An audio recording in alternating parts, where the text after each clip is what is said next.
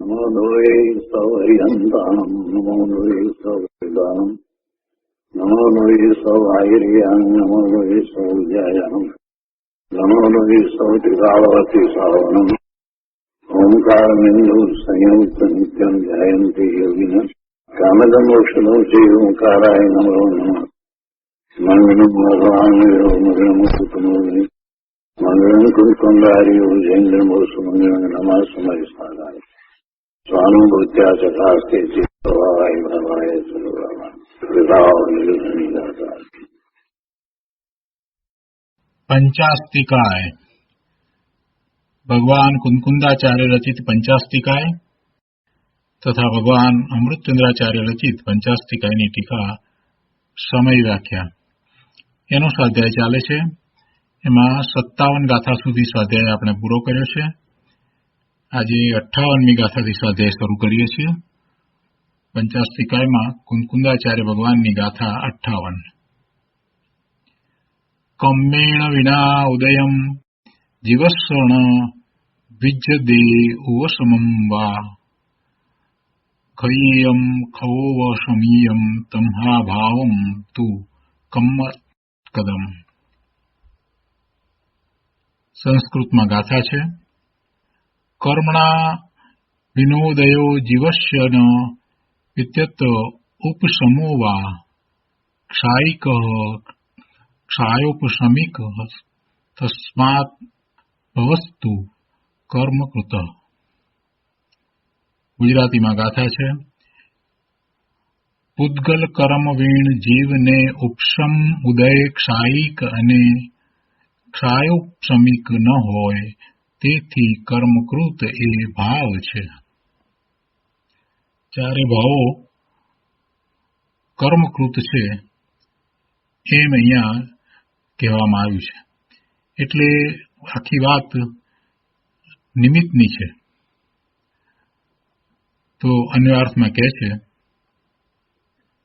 કે કર્મણા વિના જીવસ્ય એટલે કે કર્મ વિના જીવને ઉદય ઉપશમ ક્ષાયિક વા ક્ષાયોપશમિક ઉદય ઉપશમ ક્ષાયિક અથવા ક્ષાયોપશમિક ન વિદ્યતે હોતો નથી.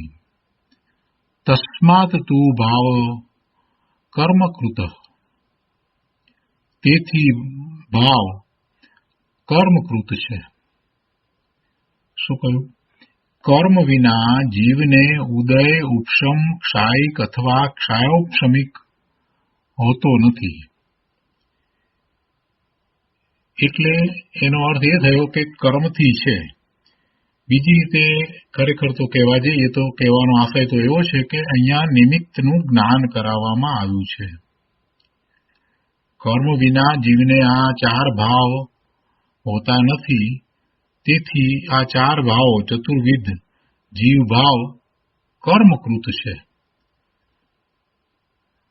તો અહીંયા આ નિમિત્તનું જ્ઞાન કરાવ્યું છે. ટીકામાં અમૃતચંદ્રાચાર્ય ભગવાન સમજાવે છે કે અહીં ઔદૈક આદિ ભાવોના નિમિત્ત માત્ર તરીકે દ્રવ્ય કર્મોને ઔદૈક આદિ ભાવોનું કર્તાપણું કહ્યું છે.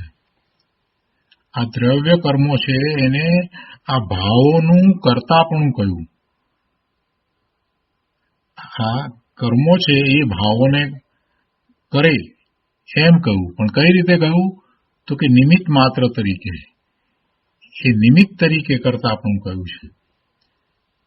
અહીં ઔદૈક આદિ ભાવના નિમિત્ત માત્ર તરીકે દ્રવ્ય કર્મોને ઔદૈક આદિ ભાવોનું કર્તાપણું કહ્યું છે. કેમ કે એવા નિમિત્ત હોય જ છે. એ નિમિત્ત વિના આ ભાવ હોતા નથી. પણ એ નિમિત્તને કારણે એવા ભાવ થાય છે એમ કહેવાનો આશય નથી. કર્મ વિના જીવને આ ચાર ભાવો હોતા નથી. પણ એ ભાવ જીવના છે, જીવની પર્યાયમાં થાય છે અને એમાં આ કર્મના નિમિત્ત છે. તો તેને એવું નિમિત્ત માત્ર રૂપ કર્તાપણું કહ્યું છે.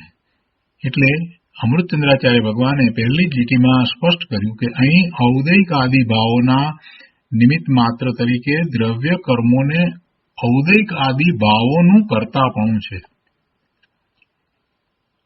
એનો વિસ્તાર કરતા આચાર્ય ભગવાન સમજાવે છે કે એક રીતે વ્યાખ્યા કરતા કર્મ વિના જીવને ઉદય ઉપશમ તેમજ ક્ષયોપશમ હોતા નથી. અર્થાત દ્રવ્ય કર્મ વિના જીવને ઔદૈક આદિ 4 ભાવો હોતા નથી. એટલે કે એવા કર્મ હોય છે.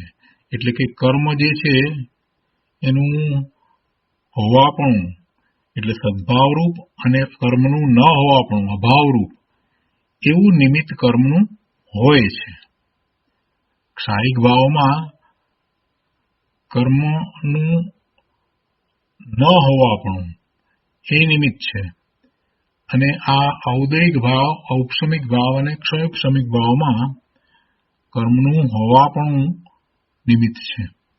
એટલે કર્મના જ એવા ઉદય, ઉપશમ, ક્ષયોપશમ કે ક્ષય છે તો એવા જીવને ભાવ છે એ વાત અગાઉની ગાથામાં આવી ગઈ.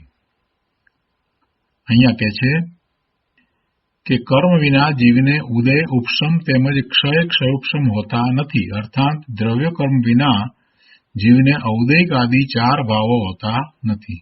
તેથી ક્ષાયિક, ક્ષયોપશમિક, ઔદૈક કે ઔપશમિક ભાવ કર્મકૃત સંમત કરવું એ કર્મકૃત છે એમ એ અપેક્ષાથી કહેવામાં આવે છે.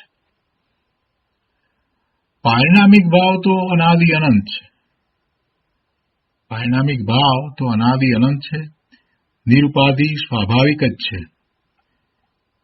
નિરુપાધિ એટલે ઉપાધિ વિનાનો, ઔપાધિક ન હોય તેવો.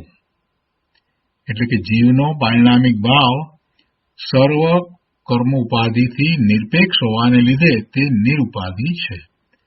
આ સ્પષ્ટતા ફૂટનોટમાં આપી છે. એટલે એ પારિણામિક ભાવ તો અનાદિ અનંત નિરુપાધિ સ્વાભાવિક જ છે. ઔદૈક અને ક્ષયોપશમિક ભાવો કર્મ વિના હોતા નથી અને તેથી કર્મકૃત કહી શકાય. એ વાત તો સ્પષ્ટ સમજાય એવી છે. ક્ષાયિક અને ઔપશમિક ભાવોની બાબતમાં થોડોક ફેર પડે છે. એટલે અહીંયા સ્પષ્ટતા એ પ્રમાણે સમજવી કે ક્ષાયિક ભાવ જો કે સ્વભાવની વ્યક્તિરૂપ પ્રગટતારૂપ હોવાથી અનંત છે, એટલે કે અંત વિનાનો છે, સાદી અનંત છે, તો પણ કર્મના ક્ષય વડે ઉત્પન્ન થતો હોવાને લીધે સાદી છે, તેથી કર્મકૃત જ કહેવામાં આવ્યો છે. અને ઔપશમિક ભાવ કર્મના ઉપશમે ઉત્પન્ન થતો હોવાથી અને અનઉપશમે નષ્ટ થતો હોવાથી કર્મકૃત જ છે. એટલે આ રીતે ઔદૈક ભાવ, ક્ષયોપશમિક ભાવ અને ક્ષાયિક ભાવ તેમજ ઉપશમ ભાવ એમ 4 ભાવો કર્મકૃત સંમત કરવા. પહેલા 2 ભાવની વાત લીધી, ઔદૈક અને ક્ષયોપશમિક ભાવ, તો એ બંનેમાં તો કર્મ હોય છે. એટલે કે કર્મ વિના હોતા નથી. કર્મના ઉદય છે એ ઉદય સાથે જોડાઈ અને ઔદૈક ભાવ થાય છે. 21 પ્રકારના ઔદૈક ભાવ છે. એટલે ઔદૈક ભાવના ભેદ 21 છે. અને ક્ષયોપશમિક ભાવ એ પણ એ રીતે હોય છે. એમાં પણ કર્મના ક્ષયોપશમ નિમિત્ત કારણ છે. એટલે એ પણ કર્મના લીધે છે એમ કહેવાય તો સહેલાઈથી સમજાય તેવું છે. એટલે કે છે કે ઔદૈક અને ક્ષયોપશમિક ભાવો કર્મ વિના હોતા નથી અને તેથી કર્મકૃત કહી શકાય. એ વાત તો સ્પષ્ટ સમજાય છે. પણ ક્ષાયિક માટે કહે છે કે ક્ષાયિકમાં તો કર્મનો તો અભાવ થઈ જાય છે, કર્મનો તો ક્ષય થાય છે. તો કઈ રીતે? તો કહે છે કે એ ક્ષાયિક ભાવ કર્મના ક્ષય વડે ઉત્પન્ન થતો હોવાને લીધે એની આદિ છે, એટલે એ સ્વઆદિ છે, તેથી કર્મકૃત જ કહેવામાં આવ્યું છે. એમાંય કર્મનો ક્ષય થયો એટલે કર્મની અપેક્ષા એ રીતે આવી. અને ઔપસમિક ભાવમાં તો કે છે કે ઔપસમિક ભાવ કર્મના ઉપસમે ઉત્પન્ન થતો હોવાથી અને અનઉપસમે નષ્ટ થતો હોવાથી કર્મકૃત જ છે. એટલે આમ આ ઔદૈક આદિ 4 ભાવો કર્મકૃત સંમત કરવા. અહીંયા તો વાત એ ચાલી રહી છે કે અહીં ઔદૈક આદિ ભાવો વાસ્તવમાં જીવના હોવા છતાં એ ભાવોના દ્રવ્ય કર્મો છે એ એના કરતા છે, પણ એના નિમિત્ત માત્ર તરીકે કરતા છે. અહીં ઔદૈક આદિ ભાવોના નિમિત્ત માત્ર તરીકે દ્રવ્ય કર્મોને ઔદૈક આદિ ભાવોનું કરતાપણું કહ્યું છે. મૂળ ગાથામાં પણ એ રીતે જ વાત લીધી કે આ 4 ભાવો છે એ કર્મ વિના હોતા નથી, એટલે કે કર્મની કોઈક અપેક્ષા એમાં આવે છે. તેથી આ ભાવ, આ 4 પ્રકારના ભાવને કર્મકૃત કહેવામાં આવ્યા. હવે આ વ્યવહારનું કથન છે, એમાં નિમિત્ત હોય છે, કર્મનું નિમિત્ત હોય છે, એ વાતને જ ખરેખર તો લેવામાં આવી છે. અને એ દ્વારા સમજાવવું એમ છે કે ભલે એ જીવના ભાવ છે, પણ સામે એવા કર્મના નિમિત્ત હોય છે. એનો અર્થ એવો નથી થતો ખરેખર કે કર્મને લીધે જીવને એવા ભાવ થાય છે, એમ એવો અર્થ નથી. હવે અહીંયા બીજી રીતે પણ વાત સમજાવે છે. આ એક રીતે વ્યાખ્યા કરી, કર્મકૃત કઈ રીતે છે એની વાત આ એક અપેક્ષાથી વાત કરી, એક રીતે સમજાવ્યું. હવે બીજી રીતે પણ વ્યાખ્યા કરે છે. તો હવે કહે છે કે અથવા બીજી રીતે વ્યાખ્યા કરતા ઉદય, ઉપશમ, ક્ષય અને ક્ષયોપશમ સ્વરૂપ 4 અવસ્થાઓ દ્રવ્ય કર્મની જ અવસ્થાઓ છે. ઉપશમ, ઉદય, ક્ષય, ક્ષયોપશમ એ બધા કોના છે? એ દ્રવ્ય કર્મના જ છે, એટલે કે દ્રવ્ય કર્મની જ અવસ્થાઓ છે. અને એ વખતે સામે જીવનો એવો જ ભાવ છે, એટલે પછી એ ઔદૈક, ઉપશમિક, ક્ષયોપશમિક કે ક્ષાયિક ભાવ, એમાં આ દ્રવ્ય કર્મનું નિમિત્તિક રૂપ કરતાપણું કયું? એ નિમિત્ત માત્ર જ છે. એ નિમિત્ત માત્ર જ છે, નિમિત્ત માત્ર કરતાપણું છે, પણ છતાંય સામે કર્મના એવા ઉદય, ઉપશમ, ક્ષય કે ક્ષયોપશમ છે, અને એવા એ વખતે આ ભાવ પણ છે, એટલે એને કર્મકૃત કહેવામાં આવ્યા. તો અહીંયા કહે છે કે બીજી રીતે વ્યાખ્યા કરતા ઉદય, ઉપશમ, ક્ષય અને ક્ષયોપશમ સ્વરૂપ 4 અવસ્થાઓ દ્રવ્ય કર્મની જ અવસ્થાઓ છે. એટલે તો અગાઉની ગાથામાં એ સમજાવ્યું, ઉદય કોને કેવો, ઉપશમ કોને કેવો, ક્ષય કોને કેવો અને ક્ષયોપશમ કોને કેવા, એ વાત પહેલા અગાઉની ગાથામાં સમજાવી. અને એ ઉપરથી જીવના એવા જે ભાવ છે એ ઔદૈક, ઔપશમિક, કે ક્ષાયિક કહેવામાં આવે છે, એમ વાત લીધી. એટલે અહીંયા કહે છે કે એ 4 દ્રવ્ય કર્મની જ અવસ્થાઓ છે. પારિણામિક સ્વરૂપ એક અવસ્થાવાળા જીવની નહીં. એટલે એ અવસ્થાઓ દ્રવ્ય કર્મની જ છે, એ જીવની નથી. ઉદય, ઉપશમ, ક્ષય વગેરે અવસ્થાઓ તો ખરેખર દ્રવ્ય કર્મની છે, એ જીવની નથી. પરિણામ સ્વરૂપ એક અવસ્થાવાળા જીવની નહીં, અર્થાત ઉદય વગેરે અવસ્થાઓ દ્રવ્ય કર્મની જ છે. પરિણામ જેનું સ્વરૂપ છે એવી એક અવસ્થાએ અવસ્થિત જીવની, પારિણામિક ભાવ રૂપે રહેલા જીવની તે 4 અવસ્થાઓ નથી. એ ઉદય, ઉપશમ, ક્ષય અને ક્ષયોપશમ એ દ્રવ્ય કર્મના છે, એ જીવના નથી. તેથી ઔદૈક આદિ વડે ઉત્પન્ન થતા આત્માના ભાવોને નિમિત્ત માત્ર ભૂત એવી તે પ્રકારની અવસ્થાઓ રૂપે દ્રવ્ય કર્મ સ્વયં પરિણમતું હોવાને લીધે દ્રવ્ય કર્મ પણ વ્યવહાર નહીંથી આત્માના ભાવોના કરતાપણાને પામે છે. એટલે પહેલી વાત તો એ સ્પષ્ટ કરી કે એ જીવની અવસ્થા નથી, પણ એ વખતે જીવને એવા ભાવ છે તો એમાં એ નિમિત્ત માત્ર છે, તો એમ એ નિમિત્ત માત્ર હોવાથી એનું કર્તાપણું વ્યવહાર નહીંથી કહેવામાં આવ્યું. કોનું કર્તાપણું? દ્રવ્ય કર્મનું કર્તાપણું. કોને માટે કહેવામાં આવ્યું? આત્માના ભાવને માટે. એટલે કે છે કે આત્માના ભાવોને નિમિત્ત માત્રભૂત એવી તે પ્રકારની અવસ્થાઓ રૂપે દ્રવ્ય કર્મ સ્વયં પરિણમતું હોવાને લીધે દ્રવ્ય કર્મ પણ વ્યવહાર નહીંથી આત્માના ભાવોના કર્તાપણાને પામે છે. એટલે મૂળ વાત એ કરી કે અહીંયા એ નિમિત્ત માત્ર તરીકે છે અને એવું દ્રવ્ય કર્મનું કર્તાપણું હોય છે, નિમિત્ત માત્ર રૂપ. ખરેખર જીવના ભાવમાં કર્મનું કર્તાપણું નથી. તો આ રીતે 58મી ગાથા છે. હવે એનો વિસ્તાર પૂજ્ય ગુરુદેવ પાસેથી સમજીએ. પ્રવચન પ્રસાદ ભાગ પહેલો, પાના નંબર 301. 20 સંમત 2478 ફાગણ વદ દશમ શુક્રવારના દિવસનું આ પ્રવચન છે. ગુરુદેવ અહીંયા કહે છે કે દ્રવ્ય કર્મોનું નિમિત્ત પામીને ઔદૈક આદિ ભાવોનો કરતા આત્મા છે એ કથન કરવામાં આવે છે.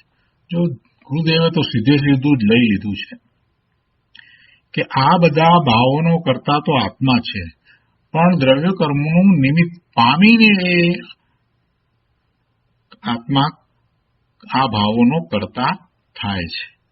દ્રવ્ય કર્મનું નિમિત્ત એમાં જ રહ્યું છે, એટલે વ્યવહારથી એને દ્રવ્ય કર્મના એવા નિમિત્તને આ ભાવોનું કરતાપણું કહેવામાં આવ્યું, એવો આરોપ કરવામાં આવ્યો. વાસ્તવમાં આ ભાવોનો કરતા તો આત્મા જ છે. એટલે ગુરુદેવે તો પહેલું સીધે સીધું સ્પષ્ટ એમ જ લીધું છે કે દ્રવ્ય કર્મનું નિમિત્ત પામીને ઔદૈક આદિ ભાવોનો કરતા આત્મા છે એ કથન કરવામાં આવે છે. આગળ અહીંયા કહે છે कि द्रव्य कर्म के बिना आत्मा के राग आदि विभावों का उदय अथवा द्रव्य कर्म के बिना उपशम भाव भी नहीं है, अथवा क्षायिक भाव भी द्रव्य कर्म के बिना नहीं हो, अथवा द्रव्य कर्म के बिना क्षायोपशमिक भाव भी नहीं होते. इस कारण से ये 4 प्रकार के जीव के भाव हैं सो कर्म ने ही किए हैं. આ નિમિત્ત છે ને એટલે એની ઉપર આરોપ આપને એમ કહેવામાં આવ્યું કે કર્મે કર્યા છે. ગુરુદેવ એની સ્પષ્ટતા કરતા કહે છે કે ગાથા 57માં જીવને 5 ભાવોનો કરતા કહ્યો. 4 ભાવ આ અને 5મો પરિણામિક ભાવ. તો 5 ભાવનો કરતા તો જીવ જ છે. આ 4 ભાવ છે એ પર્યાયરૂપ ભાવ છે અને 5મો ભાવ તો એ દ્રવ્યાર્થિક ન્યાયનો વિષય છે, એ તો ત્રિકાળ છે, અનાદિ અનંત છે. તો જીવને એવા 5 ભાવનો કરતા કહ્યો. વિકારી પરિણામ ધર્મ અને ધર્મફળની વાત કરી, કર્મ અને કર્મફળની વાત કરી. તો અહીંયા કહે છે કે આત્મા વસ્તુ છે, તેને ચૂકીને જીવ વિકાર કરે છે, તેનો કરતા આત્મા છે. અને આત્માનું ભાન કરી ઉપશમ અને ક્ષયોપશમ ભાવ કરે છે તો તેનો કરતા આત્મા છે. આત્મા પોતે પોતાના સ્વભાવ ભાવથી ચ્યુત થઈને પોતાના સ્વભાવને ચૂકી અને પછી પરનું લક્ષ કરીને વિકાર કરે છે, તો એવા ભાવનો કરતા ખરેખર આત્મા છે. અને આત્માનું ભાન કરી પોતે જેવો છે તેવું પોતાને ભાન થાય, તો એવું ભાન થતાં કંઈક શુદ્ધતાના અંશ પ્રગટ થાય છે, તો એમાં ઉપશમ અને ક્ષયોપશમ ભાવ કરે છે તો તેનો કરતા આત્મા છે. અને તેના ફળ રૂપે ક્ષાયિક ભાવનો કરતા આત્મા છે. એટલે કે આ આત્માનું ભાન કરી અને પરિણમે છે તો એના ફળરૂપે ક્ષાયિક ભાવનો કરતા આત્મા છે. આત્માનું ભાન કરીને, પોતાના સ્વભાવ ભાવનું ભાન કરીને એને આ ઔપશમિક, ક્ષૌપશમિક કે ક્ષાયિક ભાવ થાય છે અને એમ આત્મા એનો કરતા છે. વળી પોતાના સ્વભાવ ભાવને ચૂકીને પરનું લક્ષ કરે છે, એટલે કે કર્મના ઉદય આવ્યા છે એનું લક્ષ કરે છે, તો એમ એ ઔદૈક ભાવનો પણ આત્મા જ કરતા છે. તો એ ચાર ભાવનું કરતા પણ અહીંયા પહેલા જેમ છે તેમ ગુરુદેવે સમજાવ્યું. હવે આગળ કહે છે કે પરમ પારિણામિક ભાવ જે ત્રિકાળ છે, જે એક રૂપ છે, તે શરણ લેવા જેવો છે એમ બતાવ્યું.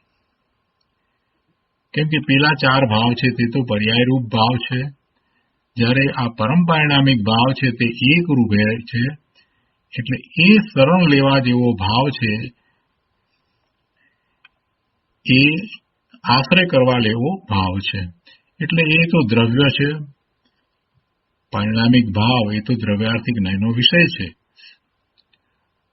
નિશ્ચયથી પોતે પોતાના પરિણામનો કરતા છે, બીજો કરતા નથી, એમ 57મી ગાથામાં બતાવી. હવે અહીંયા આ 58મી ગાથામાં નિમિત્તની વાત સિદ્ધ કરે છે. એટલે ગુરુદેવે પહેલા તો 57ની ગાથામાં જે વાત આવી અને એ અગાઉ 56મી ગાથામાં પણ જે બધી વાત આવી, તો એનું અહીંયા પુનરાવર્તન કરી અને પહેલી વાત તો સ્પષ્ટ કરી દીધી કે ચારે ભાવનો કરતા જીવ છે અને પાંચમો ભાવ એ તો અનાદિ અનંત છે, એટલે એનો પણ કરતા જીવ જ છે, બીજો કોઈ કરતા નથી. પણ અહીંયા 58મી ગાથામાં નિમિત્તને સિદ્ધ કર્યું છે, એટલે કે નિમિત્તની વાતને અહીંયા લીધી છે કે અહીંયા એ નિમિત્ત હોય છે. ચાર ભાવમાં કર્મ છે તે નિમિત્ત છે. તો હવે એ વાતને ગુરુદેવ સમજાવે છે કે દ્રવ્ય કર્મના નિમિત્ત વિના આત્મામાં રાગ આદિ ઉદય ભાવ થતા નથી. દ્રવ્ય કર્મના નિમિત્ત વિના આત્મામાં રાગ આદિ ઉદય ભાવ થતા નથી. ઉદય ભાવ થયો એટલે કે ઔદૈક ભાવ, તો સામે એવા ઉદય હોય છે, પણ એનો અર્થ એમ નથી થતો કે એ ઉદય છે તે જીવની અંદર કાંઈ કરે છે, એમ નથી. જીવને ઔદૈક ભાવે થવામાં એ ઉદય છે તે નિમિત્ત માત્ર છે, નિમિત્ત કારણ છે. અને આપણે જાણીએ છીએ કે નિમિત્ત હંમેશા જુદું દ્રવ્ય હોય. નૈમિતિકથી નિમિત્ત હંમેશા જુદું દ્રવ્ય હોય. નૈમિતિક દ્રવ્ય જે છે એ પરિણામ રૂપ છે. હવે નવી પર્યાય જે થઈ એને આપણે નૈમિતિક કહીએ છીએ. તો એવી નૈમિતિક એ પેલા નિમિત્તથી તો જુદી જ છે, દ્રવ્ય જુદું છે. નૈમિતિક એ નવી પર્યાય જે થઈ એ ઉપાદાનનું જે દ્રવ્ય છે એની પર્યાય છે, અને ઉપાદાન કારણ એ મૂળ કારણ છે. એટલે એનું પરિણમન થાય છે, કાર્ય થાય છે, એટલે નવી અવસ્થા થઈ, નવી પર્યાય થઈ, એને નૈમિતિક કહેવામાં આવે. ક્યારે નૈમિતિક કહેવામાં આવે? કે એ વખતે સામે એવું ઉચિત યોગ્ય નિમિત્ત હોય છે તો એને નૈમિતિક કહેવામાં આવે. હવે આની નૈમિતિક કહેવાય તો જે સમયે બીજું દ્રવ્ય હાજર છે, ઉપસ્થિત છે અને ખરેખર કાંઈ કરતું નથી, એને નિમિત્ત કહેવાય છે. તો એવું નિમિત્ત અને નૈમિતિક, તો એ વાતને ખ્યાલમાં રાખી અને ગુરુદેવે કેટલીક વાતને અહીંયા સમજાવી છે. એ વસ્તુને અહીંયા બરાબર સમજાવી છે કે નૈમિતિક અને નિમિત્ત. તો આગળ એ વાત આવે છે. અહીંયા કહે છે કે દ્રવ્ય કર્મના નિમિત્ત વિના આત્મામાં રાગાદી ઉદય ભાવ થતા નથી. વસ્તુ સ્વભાવમાં વિકાર નથી.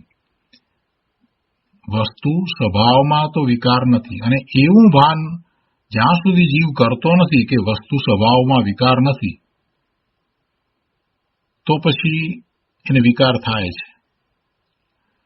વસ્તુ સ્વભાવ, આત્માના સ્વભાવમાં ખરેખર કોઈ વિકાર નથી કે આત્માના સ્વભાવમાં કોઈ વિકાર થાય એવું થતું નથી. સ્વભાવ તો સ્વભાવ જ રહે છે. વળી આત્માનો જે સ્વભાવ છે એ એના આનંદ ગુણને કારણે છે, તો એમાં કોઈ એવો ગુણ નથી કે જેને કારણે વિકાર થાય. એટલે વસ્તુ સ્વભાવમાં વિકાર નથી એવું ભાન જેને થાય એને પછી વિકાર થતો નથી. ત્યાં સુધી તો એને વિકાર થશે જ. જ્યાં સુધી એ વસ્તુ સ્વભાવમાં વિકાર નથી એવું ભાન ન કરે ત્યાં સુધી એને વિકાર થવાનો જ છે. વસ્તુ સ્વભાવમાં વિકાર નથી તેવું ભાન ન કરે તો વિકાર થાય છે. હવે આવો વિકાર જ્યારે થાય છે તો એમાં જે ભાવ છે એની અહીંયા તો વાત ચાલે છે કે કર્મના ઉદયનું લક્ષ્ય કરીને થયેલો જે ભાવ છે તો એ ઔદયિક ભાવ છે. અને કાંઈક ધર્મરૂપ ભાવ છે એવા ઉપસમ ભાવ, ક્ષયોપસમ ભાવ કે ક્ષાયિક ભાવ છે, એવા એ ભાવ છે, તો એમાં એ આત્માનું લક્ષ્ય કરે છે અને એમ એ ભાવ થાય છે. પણ ઔદયિક ભાવમાં તો એ કર્મના ઉદયનું લક્ષ્ય કરે છે અને એવો વિકાર થાય છે. વાસ્તવમાં એ વિકારનું કારણ આત્મા નથી. આત્મામાં કોઈ એવો ગુણ પણ નથી કે જેને કારણે વિકાર થાય. એટલે કહે છે કે દ્રવ્ય કર્મના નિમિત્ત વિના આત્મામાં આ રાગાદી ઉદય ભાવ થતા નથી. વસ્તુ સ્વભાવમાં વિકાર નથી અને વસ્તુ સ્વભાવમાં વિકાર નથી તેવું ભાન ન કરે તો વિકાર થાય છે. હવે જ્યારે એ વિકાર થાય છે તો સામે જેવા ઉદય છે એવા ઉદયનું લક્ષ્ય કરતા એને જે વિકાર થયો છે એને આપણે ઔદયિક ભાવ કહીએ છીએ. કોઈ કહે કે અશુભ કરવાની ઈચ્છા નથી અને અશુભ થઈ જાય છે તો ગુરુદેવ કહે છે કે એ વાત ખોટી છે. જે ભાવ થાય છે તે જીવનું કર્તવ્ય છે, જીવનું જે કાર્ય છે એમાં કાંઈક જીવે કર્યું છે. શું કર્યું છે જીવે? તો કે પોતે પોતાના સ્વભાવ ભાવથી ચ્યુત થયો છે એવો એને દોષ કર્યો છે. કાંઈ અમસ્તો એને અશુભ ભાવ થઈ જાય છે એમ નથી. એ પોતે પોતાના સ્વભાવ ભાવથી ચ્યુત થયો, પોતાના સ્વભાવ ભાવને છોડી અને પરનું લક્ષ્ય કરી અને કર્મના ઉદય તરફ વળ્યો છે તો એને શુભ કે અશુભ ભાવ થાય છે. એટલે કોઈ એમ કે ભાઈ અશુભ ભાવ અમારી કરવાની ઈચ્છા નથી પણ થઈ જાય છે એટલે કર્મ કરાવે છે, પણ ભાઈ એ વાત એમ નથી. તારો એમાં દોષ છે. તું તારા સ્વભાવ ભાવે હતો અને કેમ એમાંથી બહાર નીકળ્યો? આપણે ઘણી વાર એક ઉદાહરણ લઈએ છીએ કે જે જ્યાં સુધી એ ઘરમાં બેઠો હતો ત્યાં સુધી એ ભીનો મલિન કાદવ વાળો થયો ન હતો. પણ ઘરમાંથી બહાર ગયો વરસાદમાં અને એ ગારામાં ચાલ્યો એટલે પછી એને મલિનતા વળગી. ઘરમાં બેસી રહ્યો હોત તો મલિનતા વળગત નહીં. આ ઉદાહરણ આપણે ઘણી વાર લઈએ છીએ. એ શા માટે ઘરની બહાર ગયો? ઘરની બહાર ગયો અને બહાર તો વરસાદ પડી રહ્યો છે, કાદવ થયો છે, તો પછી એને એવી કાદવની મલિનતા વળગ્યા વિના રહેશે જ નહીં. એટલે ઘરમાંથી બહાર ગયો એટલે એને મલિનતા ચોંટી. એવી રીતે આ જીવ પોતે પોતાના સ્વભાવ ભાવથી ચ્યુત થઈ અને પરનું લક્ષ્ય કરે તો વિકાર થાય. એટલે અશુભ કરવાની ઈચ્છા નથી અને અશુભ થઈ જાય છે એમાં અમારો શું વાંક કે અમારો શું દોષ, એવું જે કહેનારા છે એને કહે છે કે ભાઈ એ વાત ખોટી છે.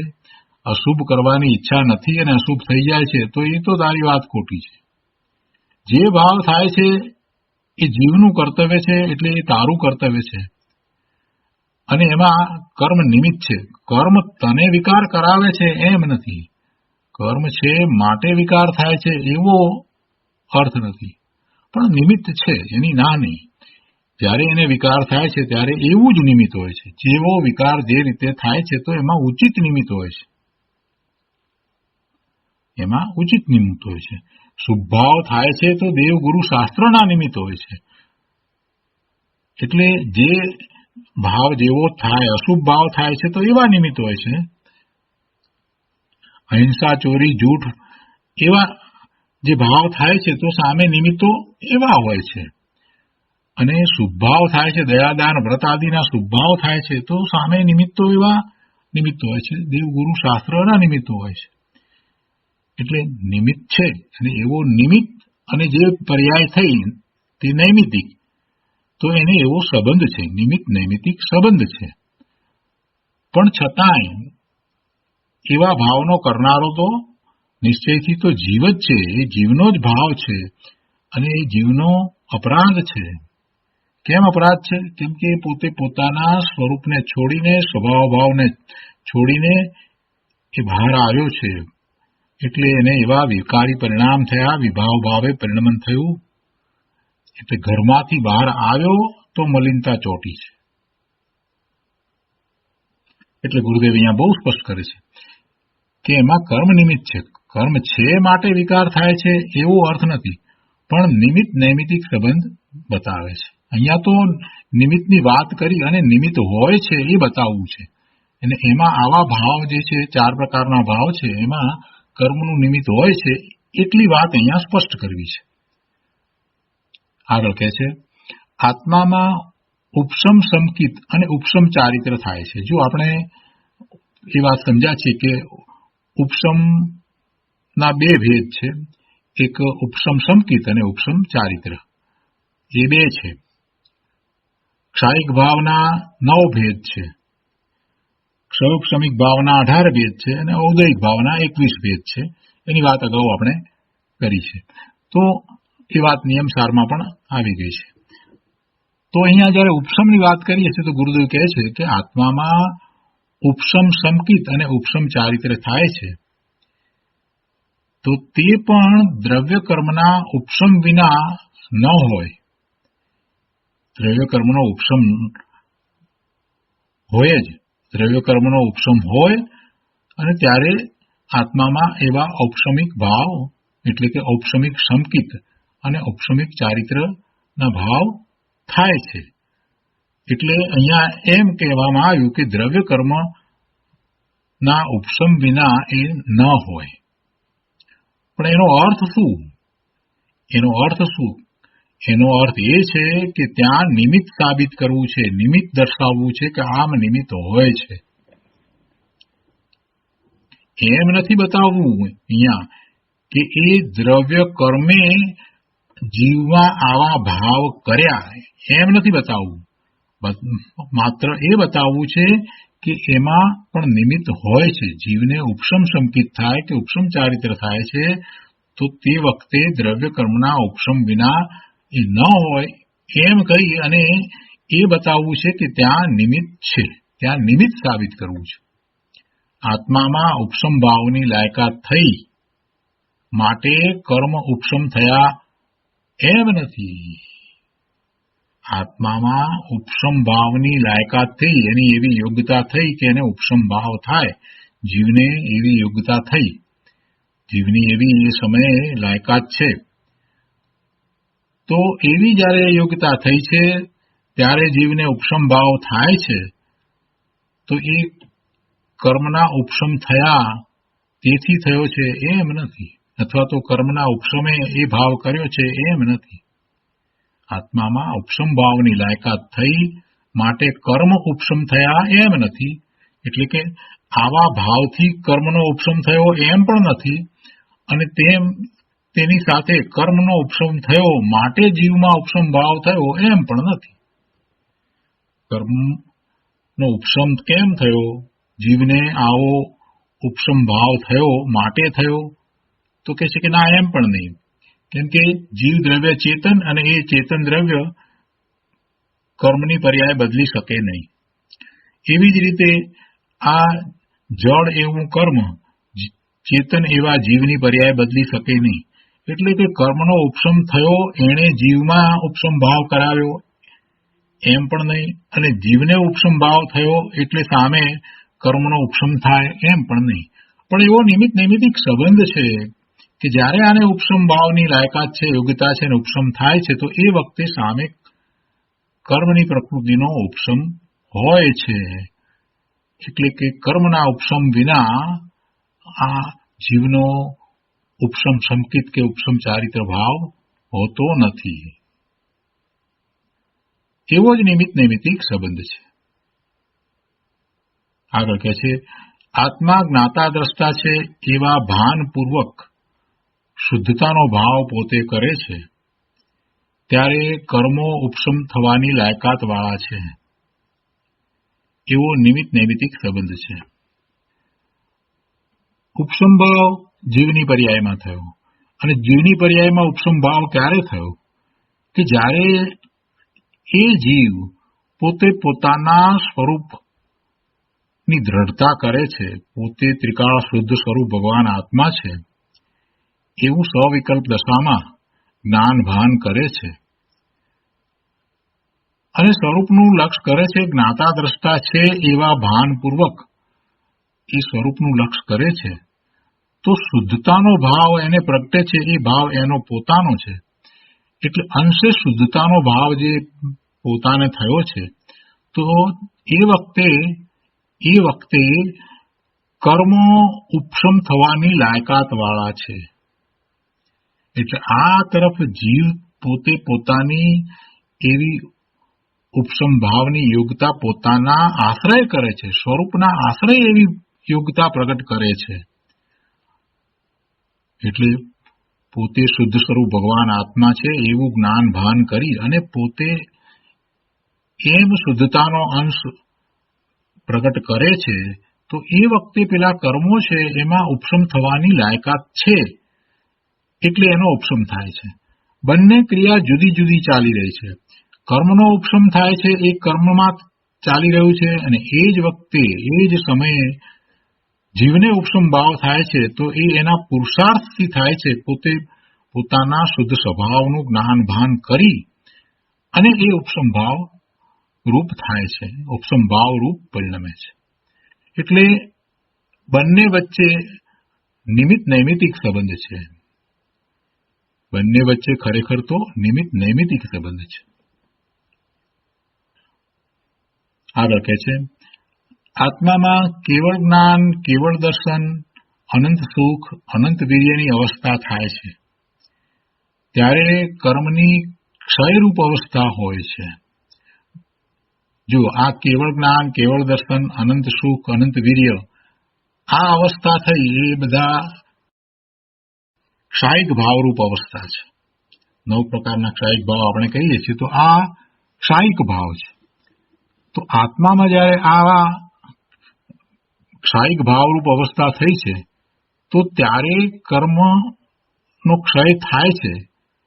તો એ કંઈ આ જીવની આવી અવસ્થા થઈ છે માટે કર્મનો ક્ષય થાય છે એમ નથી કે જ્યારે કર્મનો ક્ષય થયો છે તો એ વખતે જીવને આવા ક્ષાયિક ભાવ થાય છે એમ પણ નથી. પણ એ વખતે કર્મની એવી જ દશા હોય છે, એવી જ અવસ્થા હોય છે કે એનો ક્ષય થાય. કર્મની ક્ષયરૂપ અવસ્થા એ વખતે હોય, એનો ક્ષય થવાનો જ એ કાળ છે. એ સમયે કર્મનો ક્ષય થવાનું નિશ્ચિત છે. અને આ તરફ આને કેવળ જ્ઞાન, કેવળ દર્શન, અનંત સુખ, અનંત વીર્યની અવસ્થા થવાનું પણ નક્કી છે. તો એ વખતે આની યોગ્યતા કેવળ જ્ઞાન પ્રગટ કરવાની છે, જીવની યોગ્યતા કેવળ જ્ઞાન પ્રગટ કરવાની છે કે કોઈ પણ આવા ક્ષાયિક ભાવ પ્રગટ કરવાની છે. તો ત્યારે સામે કર્મની પ્રકૃતિની ક્ષયરૂપ અવસ્થા હોય છે, એટલે કે એનો ક્ષય હોય છે. બંને વચ્ચે એવો નિમિત્ત નૈમિત્તિક સંબંધ છે. જીવ પોતાના આત્મામાં ઉગ્ર પુરુષાર્થથી કેવળ જ્ઞાન રૂપે પરિણમે છે ત્યારે કર્મોમાં અભાવરૂપ થવાની લાયકાત હોય જ એવો નિમિત્ત નૈમિત્તિક સંબંધ છે. કોઈ કોઈના પરિણામ કરતું નથી. ગુરુદેવ એ વાત સમજાવી રહ્યા છે. છતાંય નિમિત્ત હોય છે એ વાતનો સ્વીકાર કર્યો છે. આગળ કહે છે, તેવી રીતે આત્મામાં ક્ષયોપશમ ભાવ દ્રવ્ય કર્મના ક્ષયોપશમ વિના હોતો નથી. આત્મામાં ક્ષયોપશમ ભાવ થાય તો એ વખતે દ્રવ્ય કર્મનો ક્ષયોપશમ હોય જ છે. એવો જ નિમિત્ત નૈમિત્તિક સંબંધ છે. એટલે એ વખતે એ નિમિત્ત છે એ દર્શાવ્યું છે. ગુરુદેવ એને સ્પષ્ટ કરતા કહે છે કે જો તમે નિમિત્તને નહીં માનો તો નહીં ચાલે. તમે જો એમ કહી દો કે ના એમાં નિમિત્ત જો કાંઈ કરતું જ નથી તો પછી એમાં નિમિત્તની શું કરવા વાત લીધી? જો નિમિત્ત નથી, તમે એમ કહેશો કે નિમિત્ત નથી, તો પછી નૈમિત્તિકતા કોની? નિમિત્ત નથી તો પછી નૈમિત્તિકતા કોની? અને નૈમિત્તિક રૂપે પોતાની યોગ્યતા ન હોય તો નિમિત્ત કોનું? એટલે બંને સ્વતંત્ર છે અને બંનેના પરિણામ પોતપોતાના થાય છે અને બંને વચ્ચે નિમિત્ત નૈમિત્તિક સંબંધ છે. જ્યારે નિમિત્ત નૈમિત્તિક સંબંધ કયો અને આને નિમિત્ત કહેવામાં આવ્યું છે, તો સામે જે પરિણામ થયા છે એને નૈમિત્તિક જ કહેવાય.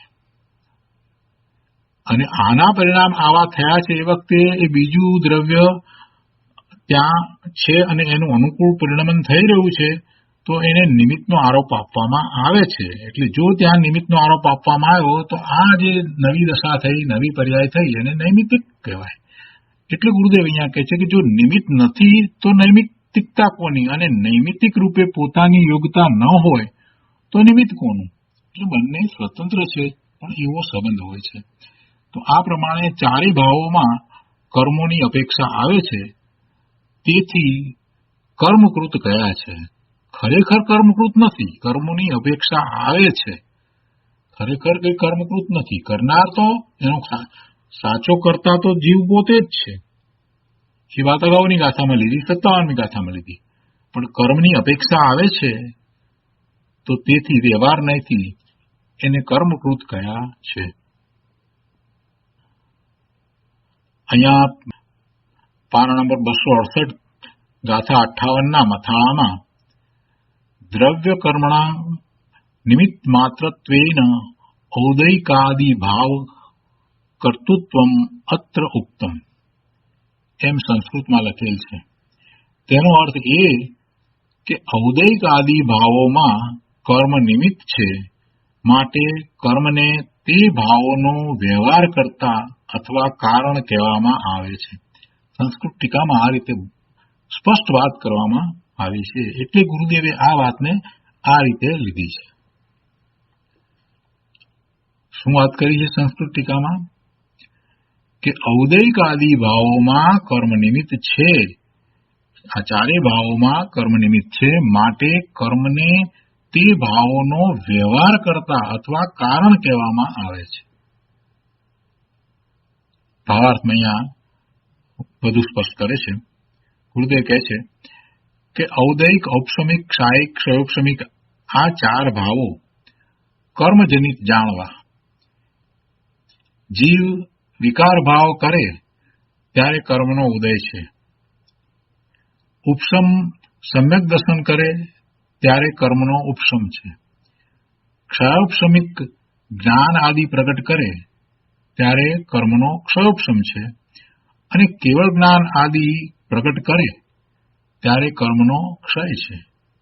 એટલે આમ આ ચારેય ભાવોની અંદર કર્મનું નિમિત્ત છે. તેમાં નિમિત્ત રૂપે કર્મની હાજરી અથવા ગેરહાજરી બતાવે છે. ક્ષાયિક ભાવમાં કર્મની ગેરહાજરી છે, માટે એને આ ચારેય ભાવોને કર્મજનિત કયા.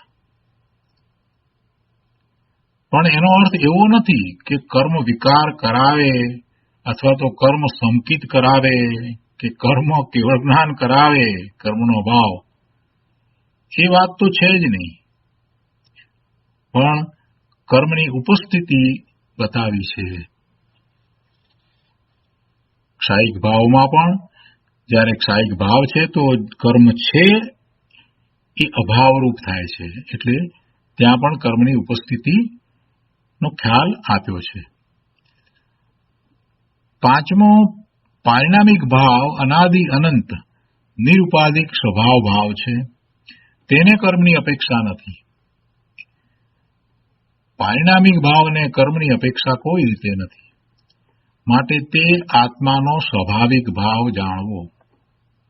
આમ પાંચ ભાવનું સ્વરૂપ બતાવી એમ કહે છે કે વિકારી પરિણામ કે અવિકારી પરિણામ તારાથી થાય છે માટે નિમિત્ત ઉપરની રુચિ છોડી વિકારને અશુદ્ધ જાણી તારા સ્વાભાવિક ભાવ એટલે પરમ પારિણામિક ભાવના શ્રદ્ધા જ્ઞાન કર, તો તને ધર્મ થાય.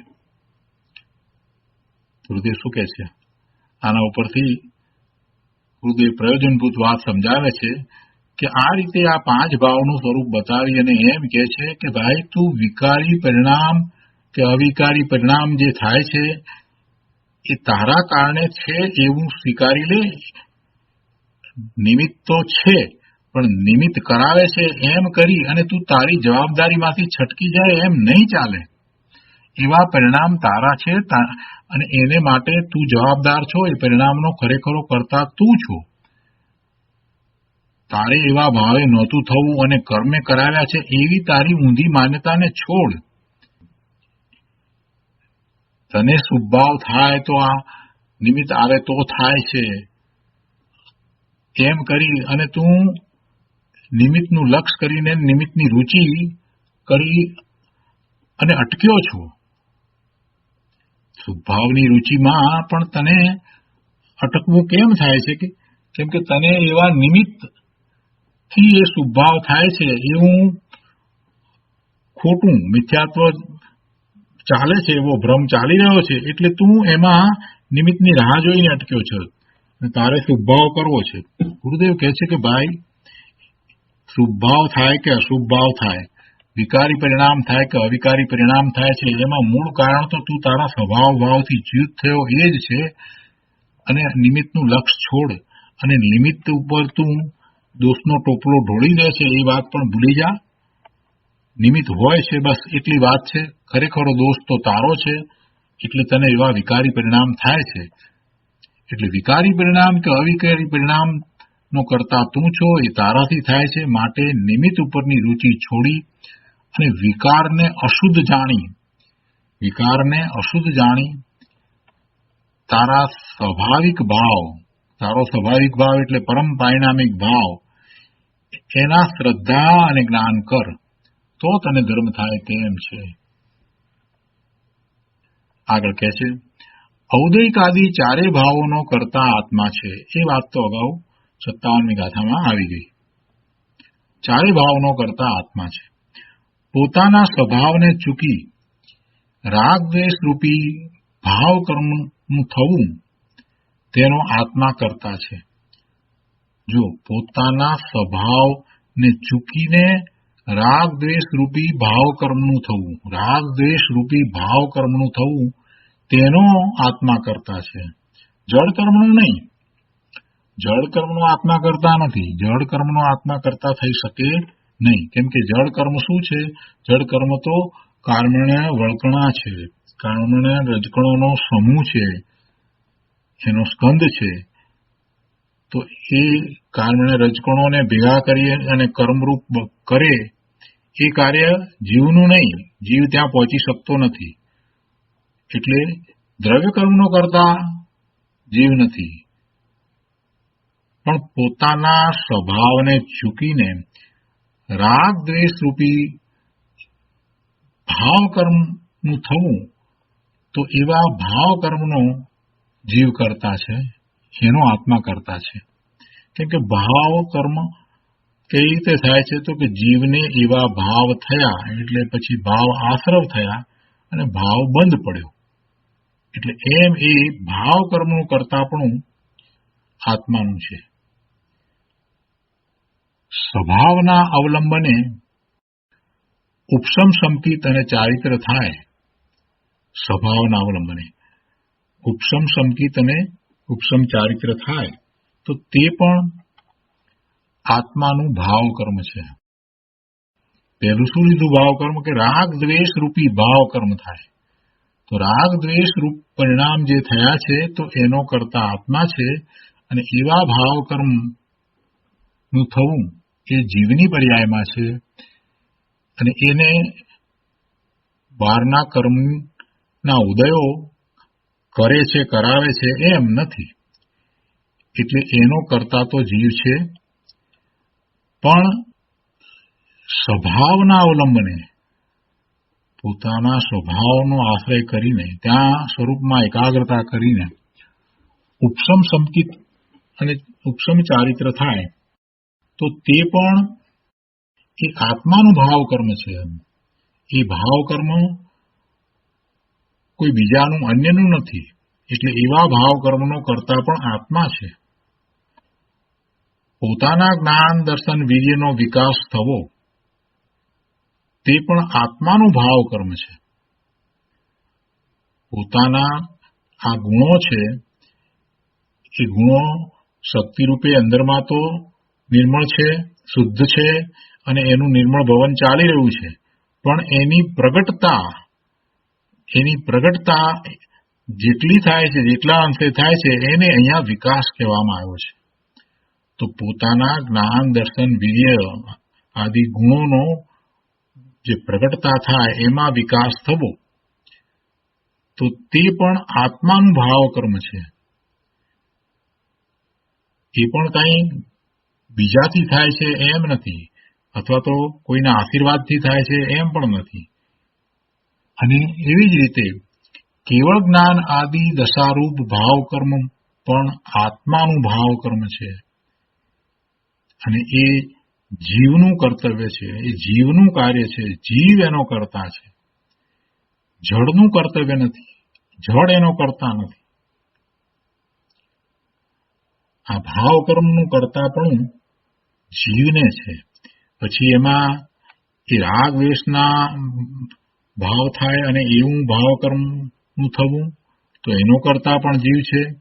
અને પોતાના સ્વભાવને આશ્રય, સ્વભાવને અવલંબીને આ ઉપશમ ભાવ થાય, ઉપશમ સંકિત કે ઉપશમ ચારિત્રના ભાવ થાય તો એવા ભાવ કર્મનો કરતા પણ આત્મા પોતે જ છે. અને એમાં એમ એ આગળ વધે છે તો એમ એને જ્ઞાન દર્શન વીર્યની પ્રગટતા વધતી જાય છે. તો એમ એનો વિકાસ થાય તો એ પણ આત્માનું ભાવ કર્મ છે અને એનો કરતા પણ આત્મા છે. અને એથી આગળ વધીને આ કેવળ જ્ઞાન આદિ દશા રૂપ ભાવ કર્મ થાય છે. કેવળ જ્ઞાન, કેવળ દર્શન, અનંત વીર્ય પ્રગટે છે તો એ પણ ભાવ કર્મ જીવનું છે અને એનો કરતા પણ જીવ છે, એનો કરતા પણ આત્મા પોતે છે. એ જીવનું કર્તવ્ય છે. એટલે આ બધું જીવનું કર્તવ્ય છે, જળનું કર્તવ્ય નથી. હવે કહે છે કે તો પણ દ્રવ્ય કર્મ છે એ તો સ્વતંત્ર રીતે જળના જ છે. અને દ્રવ્ય કર્મ તે ભાવોનો કરતા વ્યવહાર નથી કહેવામાં આવે છે. દ્રવ્ય કર્મ છે એ સ્વતંત્ર રીતે બંધાય છે, એનો કરતા એ દ્રવ્ય કર્મના પરમાણુ પોતે જ છે. અને એવા દ્રવ્ય કર્મના ઉદય એ ખરેખર જીવમાં કંઈ વિકારી પરિણામ નથી કરાવતા. તે છતાંય વ્યવહારથી એમ કહેવાય છે, બે વાત કહેવામાં આવે છે વ્યવહારથી, કે આ દ્રવ્ય કર્મનું કરતા પણ જીવને છે, એટલે કે જીવના ભાવ કર્મ છે તે એના કરતા છે એવું વ્યવહારથી કહેવાય. અથવા તો બીજી રીતે કે આ દ્રવ્ય કર્મ જે છે એને લીધે જીવને ભાવ કર્મ થાય છે.